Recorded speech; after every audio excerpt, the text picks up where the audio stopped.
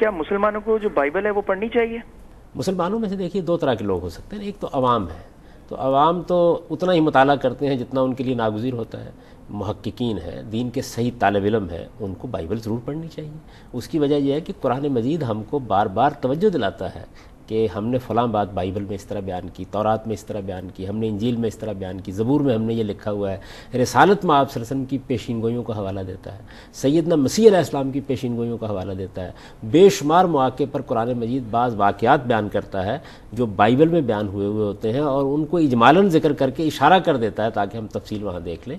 تو علماء محققین تو ہمیشہ سے پڑھتے رہے ہیں. اچھا طالب علم اگر پڑھتا ہے تو طالب علم کو یہ چیز ضرور ملحوظ رکھنی چاہیے کہ بائبل اس کے پاس موجود ہے، لیکن اللہ کی مستند ترین کتاب کی حیثیت سے جو اللہ کے الفاظ میں ہے وہ قرآن مجید ہے.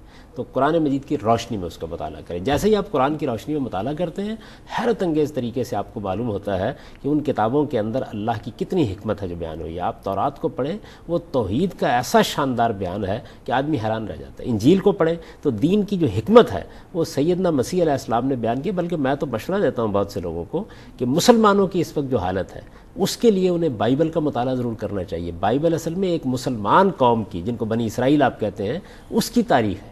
تو آپ کو معلوم ہوتا ہے کہ ایک مسلمان قوم میں انحطاط کیسے آتا ہے، زوال کیسے آتا ہے، اس کے اندر یہ تحریکیں کیسے چلتی ہیں، اس میں غلطیاں کیسے ہوتی ہیں. اس پر چونکہ قرآن تبصرہ کر چکا ہے، لیڈرشپ کا کیا حتمی کردار جگہ ہوتا پر ہے، پہنچ جاتی ہے. لیڈرشپ کا کیا کردار ہوتا ہے، کس طریقے سے بعض اوقات لوگوں کو ہنگاموں کی نظر کر دیا جاتا ہے. انبیاء کا کیا کردار ہوتا ہے جب کبھی اس طرح کی صورتحال پیدا ہوتی ہے کہ دوسری قومیں غلبہ پا لیتی ہیں، مٹا دینا چاہتی ہیں، جیسے رومیوں نے حملے کیے اور بعض بابل کے حکمرانوں نے حملے کیے. انبیاء علیہم السلام کا اس کا رسپانس کیا تھا.